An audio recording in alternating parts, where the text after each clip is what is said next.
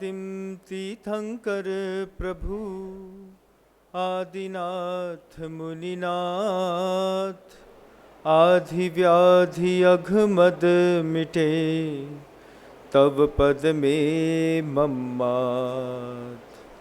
चरण शरण है आपके, तारण तरण जहाज। भव दधी तट तक ले चलो, करुणा कर जिन राज।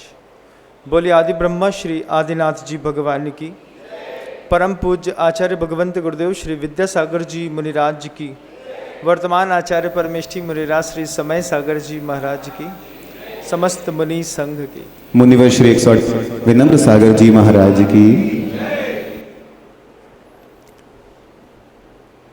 आज से करीब 50 साल पुरानी बात है।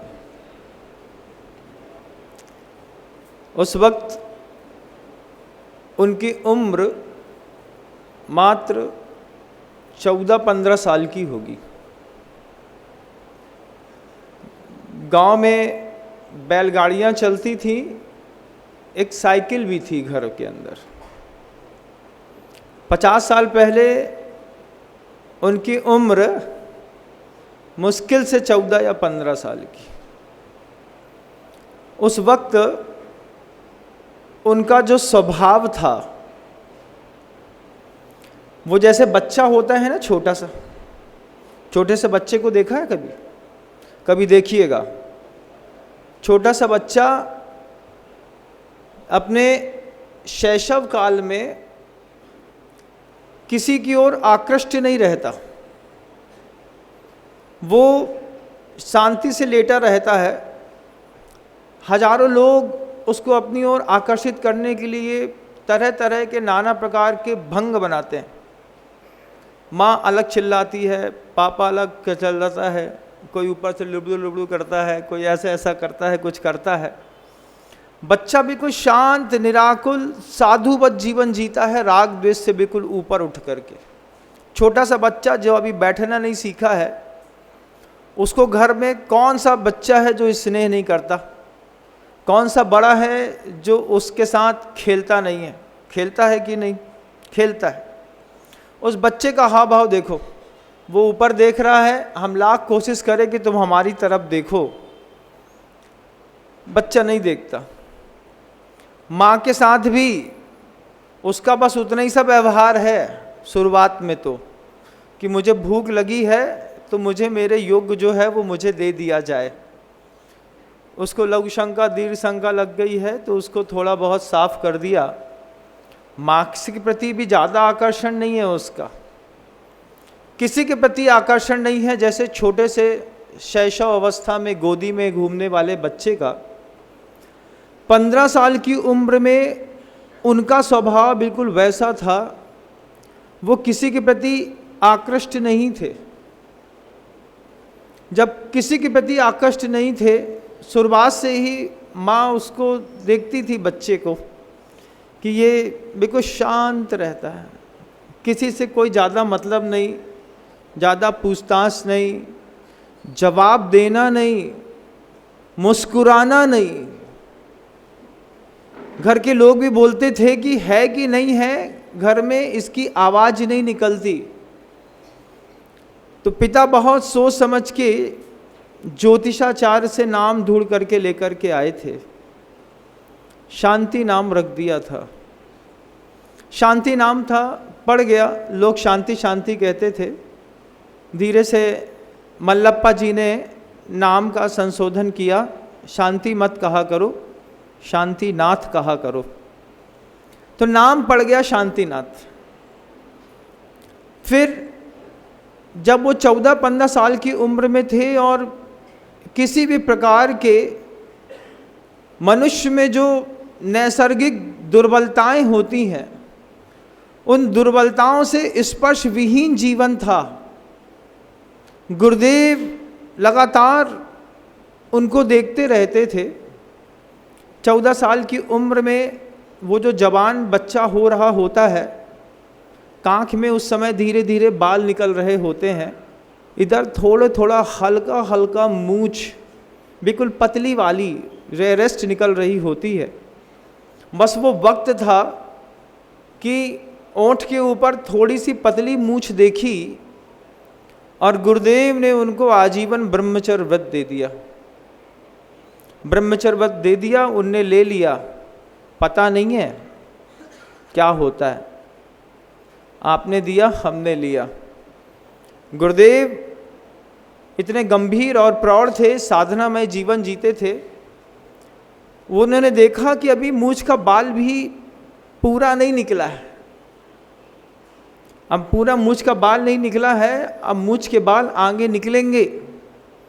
और सगे भाई को मोक्ष मार्ग पर अग्रसर करने के लिए, अगर मान लीजिए मोक्ष मार्ग बहुत कष्टमय है, दुखमय है, पीड़ामय है, और बड़े भाई ने उस पैर में कदम रख दिए हैं, तो बड़े भाई का दिल बड़े भाई का भी होता है और बाप का भी होता है। वो छोटे भाई को अपना बच्चा समझ के पालता है बड़ा भाई। ये बात और है कि आजकल हम अपने बड़े भाई को कसाई जैसा या कंस जैसा समझते हो, लेकिन बाप तो बाप होता ही है। बड़े भाई के रूप में भाई को एक और बाप मिलता है। गुरुदेव जब मोक्ष मार्ग में आगे बढ़ चुके थे, दिगंबर रूप उनके पास था, आचार्य का पद मिल गया था। उस वक्त गुरुदेव जब कुछ नहीं था, ये सब वैभव नहीं था, हम आप नहीं थे, बुंदेलखंड नहीं था, कोई गुरुदेव को जानता तक नहीं था। उस वक्त गुरुदेव ने एक ही बात सोची थी कि अभी उसको देखते रहते थे, शांतिनाथ को साथ में बिल्कुल सौम्य मुद्रा के साथ बैठे रहते थे। वो उनकी उस सौम्य मुद्रा की अगर आपको फोटो देखनी है तो मढ़िया जी में ऊपर एक एग्जीबिशन लगा हुआ है गुरुदेव का। दादा नरेश चंद जी गढ़वाल जी ने वो पूरे के पूरे फोटो का संग्रह किया है। उसमें ब्रह्मचारी शांतिनाथ जी का एक फोटो दिखाई देगा। सफ़ेद कपड़े पहन करके बैठे हैं और मूंछ में हल्की सी बाल की रेखा है। हमने गुरुदेव से जा कर के मढ़िया जी में ही कहा था, गुरुदेव बड़े महाराज जी के मूंछ में बाल भी नहीं आए थे और आपने उनको आजीवन व्रत दे दिया था। आचार्य से मुस्कुराने लगे और बात को उन्होंने तुरंत टाल दिया, मतलब वो उस बात को वो करना नहीं चाह रहे थे। और मैं इस बात को हमेशा से देखता था कि समय सागर जी महाराज श्री को देख करके लेकर के उनके जीवन की एक अलग गंभीरता रहती है। जब कभी भी समय सागर जी महाराज श्री के बारे में कुछ गुरुदेव से बोलना चाहा, ज़्यादा मत बोलो, ये करके ज़्यादा मत बोलो, जब गुरुदेव बोलते थे तो दूसरी बात में समझ में आई कि बड़े महाराज श्री के बारे में गुरुदेव से कोई बात नहीं करनी है। फिर कैसा करना है, खोजना है। खोजा, अपने आप से पूछा कि अगर मान लो मेरा छोटा भाई होता, मान लीजिए आपका कोई छोटा भाई होता और आप मुनि होते, आपको पता है इतना बड़ा सिर है, सरदारों जैसा सिर बड़ा सरदार का, केशलोच, काले काले बाल होते हैं, उखाड़ते उखाड़ते बहुत कष्ट होता है। हर शॉट पे आज भी रक्त की छोटी छोटी बूंदें निकल करके बाहर निकलती हैं साधु जब केशलोच करता है। मैं सोच रहा था उस बात को कि जब खुद केशलोच कर चुके, दाढ़ी मूंछ के बाल उखाड़ चुके, जब देख लिया कि इतना कष्टमय जीवन है कि जहाँ पर भरपेट अपने मन का भोजन नहीं मिलता, केशलोच करने पड़ते हैं, गर्मी सहनी पड़ती है, फिर कोई अपने सगे भाई को मोक्ष मार्ग पर बढ़ाने की कैसे सोच सकता है। लेकिन आचार्य भगवंत ने सबसे पहले उनको व्रत दिया और व्रत देते साथ ही ड्रेस चेंज कराते वक्त ही कह दिया था, छोटी उम्र में ही, समझते हो? हाँ महाराज, केशलोच करना पड़ेगा, कर लोगे? आशीर्वाद मुस्कुरा के दिया, हाँ महाराज आप जैसा बोलें वैसा कर लेंगे। यहाँ तो भौतिक चकाचौंध का बहुत ज़बरदस्त माहौल है। हमारे नवीन आचार्य महाराज ने तो भौतिकता क्या होती है न कभी सूंघी है, न देखी है, न जानी है, न स्पर्श करी है। उम्र की उस अवस्था में उन्होंने ब्रह्मचर्य व्रत लिया है जिस समय बच्चे कुछ समझते भी नहीं है, और लेकर के वो धीरे धीरे धीरे आगे बढ़े और विकास के 40-45 साल लगातार गुरुदेव के साथ। बार बार मैं उस चीज़ को सोचता हूँ आज भी, 16 साल के 17 साल के बच्चे से कौन केसरोच करने के लिए बोलेगा। दया आ जाती है, हम ही को दया आ जाती है। अभी भी साधुओं को साथ में जो हमारे महाराज जी लोग रहते हैं, कई बार ऐसा भाव मन के अंदर उठता है कि हमारे कारण ये कितना कष्ट इनको सहना पड़ता है। लेकिन बाद में फिर सोचता हूँ कि ये मार्ग ही ऐसा है, परिसहाणम उरन देन। तो जब परिचय आते हैं तो आचार्य भगवंत का ये विशेष सूत्र था कि परिचय जब भी जीवन में आएंगे तो पीठ मत दिखाना, छाती दिखाना, आता है तो आ जाए, देख लेंगे। फिर बाद में खुद सोचता हूँ कि गुरुदेव ने तैयार किया है तो मटके ऐसे ज़बरदस्त हैं कि जहाँ जाएंगे टन टन की आवाज़ निकालेंगे। कच्चा खड़ा होता है तो फूट जाता है, हमारे तैयार किए थोड़ी हैं, गुरुदेव के तैयार किए हुए हैं।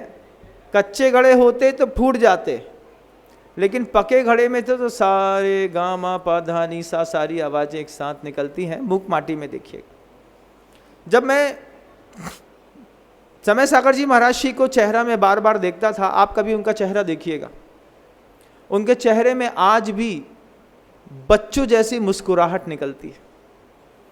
उन्होंने जीवन में जितना क्रोध मान माया लोभ राग द्वेष पाप वैभव ये सब हमने आपने देखा है, बड़े महाराज जी ने कुछ नहीं देखा, कुछ भी नहीं देखा। जब कुछ भी नहीं देखा तो फिर क्या कमाल हुआ कि हमारी जो प्राण शक्तियां हैं वे प्राण शक्तियां निरंतर अवसाद को प्राप्त होती हैं। हमारे मन के अंदर किसी दिन शांति रहती है, किसी दिन क्रोध आ जाता है, किसी दिन हमारे मन के अंदर तीव्र उत्साह रहता है, किसी दिन नकारात्मक काम करती है। लेकिन बड़े महाराज श्री को, आचार्य भगवंत को जो हमने देखा वो बिल्कुल तटस्थ नदी के जैसे एक धारा में, न कभी उनके चेहरे पर बहुत अधिक हास्य न बहुत अधिक गंभीरता, बस वो चीज़ कहते थे हमेशा, गुरुदेव हैं तो कोई विकल्प की बात ही नहीं है। जब गुरुदेव हैं तो कोई विकल्प करना ही नहीं है। ये कहते कहते जीवन के 45 साल मौन के साथ गुजारे हैं। अपने वचन बल को कितना प्रवीण किया है, अपनी काया के बल को कितना प्रवीण किया है, अपने मन बल को उन्होंने कितना मजबूत किया है। उनकी पांचों इंद्रियों के बल जितने समर्थ और ताकतवर हैं, जितने उनकी प्राण शक्ति और जिनकी उनकी श्वासोच्छ्वास ताकतवर है, ऐसे ताकतवर योद्धा सृष्टि पर बहुत कम दिखाई देते। उनकी मन शक्ति के गजब के प्रयोग हैं। जैसा वो सोच लेते हैं वो वैसा करके दिखा देते हैं। ये बात और है कि अभी तक हमने आपने आचार्य महाराज जी, समय सागर जी महाराज जी की बहुत ज़्यादा वैभव का दर्शन नहीं किया, क्योंकि उनने कभी अपना प्रदर्शन नहीं किया। हमेशा शांत होकर के गुरुदेव के चरण सन्निधि में चुपचाप बैठे रहे। ज्ञान का परिचय सहन करना अपने आप में बड़ा कष्टमय और साधनामय होता है। आपको कोई चीज़ आती हो और छोटा सा बच्चा घर के अंदर बार बार गलत बोल रहा हो, गलत लिख रहा हो, तो तीसरी चौथी बार में आप क्या करते हैं? डांट देते हैं कि नहीं? अरे महाराज हम तो दे भी देते हैं, हम दे देते हैं, हम डांट देते हैं थोड़ी सी गलती देख करके। आचार्य महाराज ने हम लोगों की सैकड़ों गलतियां देखी होंगी, आज तक टोका नहीं। जब कभी भी उनके साथ हम लोग पढ़ते थे, वो पढ़ाते थे, हम लोग शांत बैठ कर के सुनते थे। बीच बीच में कभी कोई गृहस्थ कोई प्रश्न खड़ा कर दे और किसी माँ बहन का कोई दुख उनके सामने कोई व्यक्त कर दे।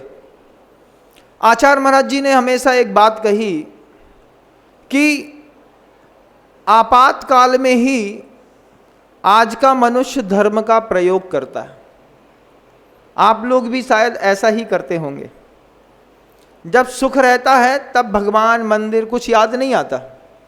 समय सागर जी महाराज के शब्द हैं ये कि मनुष्य की प्रवृत्ति बन गई है सिर्फ आपातकाल में धर्म का प्रयोग करता है, और उसमें भी सिर्फ क्रियात्मक धर्म का प्रयोग करता है। दोनों शब्दों को एक बार अपने जीवन में देखिए।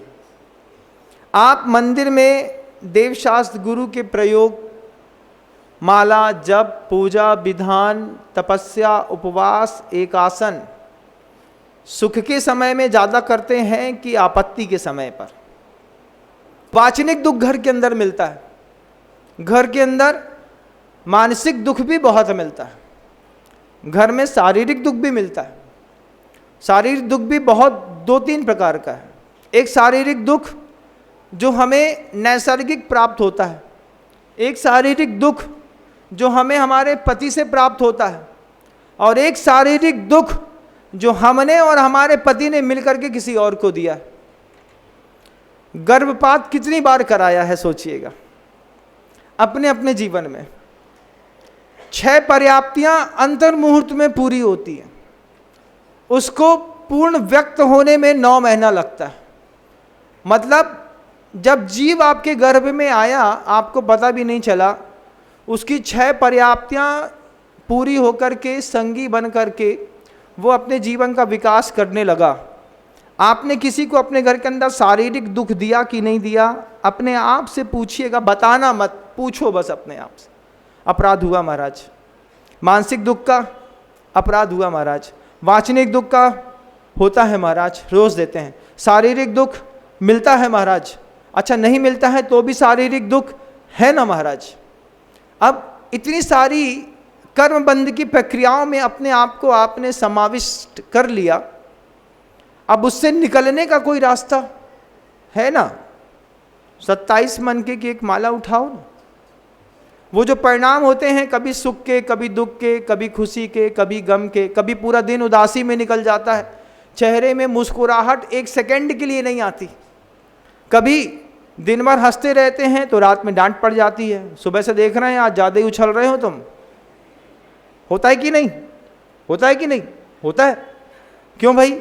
आज सूर्य के साथ शुक्र की स्थिति अच्छी है, सुबह से लड़का उछल रहा है, मम्मी भी बड़ी खुश है, सुबह से पूरा घर साफ कर दिया, कपड़े बर्तन धो दिए, खाना वाना बना दिया, उसके बाद दोपहर में गोठे लड्डू पेड़ा बना दिए, शाम को फुल्की कचौड़ी बना दी, प्यार से पूछ भी रही है।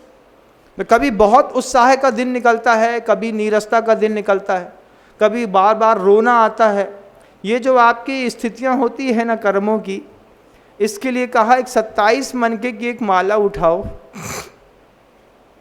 सुबह सुबह अपनी दैनिक क्रियाओं से निवृत्त होने के बाद कोई आदिनाथ प्रभु की खड्गासन प्रतिमा मिल जाए, उसके सामने बैठ करके ओम ह्रीम श्री अरहम श्री आदिनाथ जिनेन्द्राय नमो नमः, इसकी माला फेर करके आपत्ति काल से पहले आपत्ति ना आए इसलिए कुछ संपत्ति इकट्ठी करो। ये साधना दुख के अंतिम या बीच के दौर पे नहीं करी जाती, उस दौर पे करी जाती हैं जिस वक्त सब कुछ अनुकूल है, सब अनुकूल है। महाराज अभी भी बगल में हमारे निस्वार सागर जी बैठ करके लगातार माला फेरते रहते हैं। हम हमेशा देखते हैं इनको, पिछले 5-7 सालों से लगातार देख रहा हूँ, मंच में आते हैं माला फेरते रहते हैं। कोई इधर उधर का कोई कारोबार नहीं, कोई काम नहीं। मैं तो कम फेरता हूँ, ये और हमारे निसर्ग सागर जी महाराज श्री 24 घंटे हाथ में माला मिलेगी। रात में तो हम इनकी माला की आवाज़ सुन करके कई बार उठ जाते हैं। ये सोते उठते में एक बार इनने माला उठाई और नीचे धरी, हम समझ गई कि 2 बज गया है, सरकार बोल रही है सरकार उठिए, और हम उनकी खनक से भी कई बार उठना हो जाता है। और जीवन का वो सौंदर्य है कि जब हम अपने जीवन में जप को, तप को, संयम को, ध्यान को, पूजा को आपत्ति काल में ना अपना करके पहले से स्वीकार कर लेते हैं। अपने सम्यक्त को वर्धित करते हुए हम निरंतर एक गुरु की, एक देव की, एक शास्त्र की निरंतर पूजा करते रहते हैं, तो हमारे अंदर विद्या, बल, तेज, औषधि इत्यादि की शक्तियाँ और बढ़ जाती हैं। क्या होता है जब हम प्रतिदिन मंदिर जाकर के पूजा करते हैं, तो हमारी वो जो 10 प्राण शक्तियाँ हैं, उन प्राण शक्तियों की जीवंतता बिल्कुल निरंतर बनी रहती है। 5 इंद्रियां, स्पर्शन, रसना, घ्राण, चक्षु और कर्ण, इनमें कभी दोष पैदा नहीं होते। मनः बल, वचन बल और काया का बल कभी दूषित और खराब नहीं होता। गलती से भी मुख से एक अपशब्द नहीं निकलता। हमारे आचार्य महाराज जी को हमने बहुत अच्छे से देखा, वचन बल इतना सदा हुआ है, एक शब्द भी स्खलन को प्राप्त नहीं है। अभी जब हम लोग कुंडलपुर में थे, हम देख रहे थे लगातार कितना विशाल हृदय है, 350-400 साधु, उसके बाद समाज सबका दर्द निरंतर सुन रहे हैं, मुस्कुराते हैं, धीरे से ऐसा करते हैं, आशीर्वाद देते हैं। इतना मन बल कैसा विशाल किया होगा कि किसी एक व्यक्ति के पास दुनिया भर का आदमी अपना दुख दर्द, अपनी पीड़ा, अपनी त्याग, अपनी खींच, अपना दर्द, अपना फ्रस्ट्रेशन कह रहा है, और वो मुस्कुराते जा रहे हैं और आशीर्वाद देते जा रहे हैं और समाधान देते चले जा रहे हैं। ये समाधान किसी और साधु के देने की बस की बात नहीं है। जिनके अंदर जो सामर्थ्य है कि 10 की 10 प्राण शक्तियां इतनी जीवंत है कि मजाक है कि मजाक में भी एक शब्द किसी को टॉन्ट मारने वाला वो अपने प्रवचनों में कहते हैं। हमारे आचार्य महाराज जी की विशेषता हम आज कह रहे हैं, आप अगले 25 साल तक लगातार इस बात को सुनिएगा कि कभी हमारे आचार्य महाराज जी ने किसी को प्रवचनों में एक टॉन्ट भी मारा, कभी नहीं मारते। हम लोग साधक की श्रेणी में आते हैं बंधुओं, 20 साल गुजरने के बाद भी, लेकिन हमारे आचार्य महाराज साधु की श्रेणी में आते हैं। एक साधक होना और एक साधु होने में बहुत बड़ा अंतर होता है ना। साधक के शब्दों का स्खलन हो जाता है। मैं भी प्रवचन देता हूं तो मेरे प्रवचनों में भी कई बार शब्द दूषित हो जाते हैं, लेकिन साधु पुरुषों का शब्द ही दूषित नहीं होता। वे घुमा फिरा करके, मैनिपुलेट करके कोई ऐसी बात नहीं कहते कि तुम इसके द्विसंधान वाले अर्थ निकालो। अल्प कौतुकी हैं तो थोड़ा सा वो जो कौतुक करेंगे उस कौतुक का भी सही अर्थ समझ में आता है। ऐसी भव्यता वचनों की, ऐसी मन शक्ति इतनी विशाल, जितने लोग हैं। मैं गया, मैंने अपनी पीड़ा कही, दूसरा साधु गया, उसने अपनी पीड़ा कही। एक एक साधु ने आचार्य महाराज जी से संवाद किया, संवाद को सुना, गंभीरता से समाधान दिया। हम सोचते रहे इतना महादेव बनकर के आप इतना विष पीते जा रहे हैं, हम सबका रखते कहाँ हैं। वही बात है कि आचार्य महाराज नीलकंठ भी होते हैं बंधुओं। कैसे नीलकंठ होते हैं? तुम्हारा सुन लिया, तुम्हारा ले लिया, तुमको खाली कर दिया, तुम सुख से जियो। अब अपने हृदय में रख लें और पेट में रख लें तो हम मर जाएं, तो गले में रख लिया। अब ना मस्तिष्क में है, ना जुबान में है, ना पेट में है, गले में स्थिर है, तुम टिके रहो। तो गले में टिके रहने पर जैसे महादेव नीलकंठ हो गए, नीला नीला कंठ पड़ गया, ऐसे बड़े बड़े आचार्यों को भी महादेव कहा जाता है। क्यों महादेव कहते हैं? हर शिष्य का विषाक्तपना लेकर के भी जो अमृत का दान करते हों, वो देवों के भी देव महादेव हैं। ऐसे आचार्य परमेष्ठी श्री समय सागर जी महाराज, उनकी साधना चरम पर है। वो 45 साल से शांत रहे तो कई लोगों का ऐसा विचार या सोच आ गई कि उनसे कुछ आता जाता नहीं है। अरे हम उनसे कहते हैं जो ये सोचते हैं कि उनसे कुछ आता जाता नहीं है।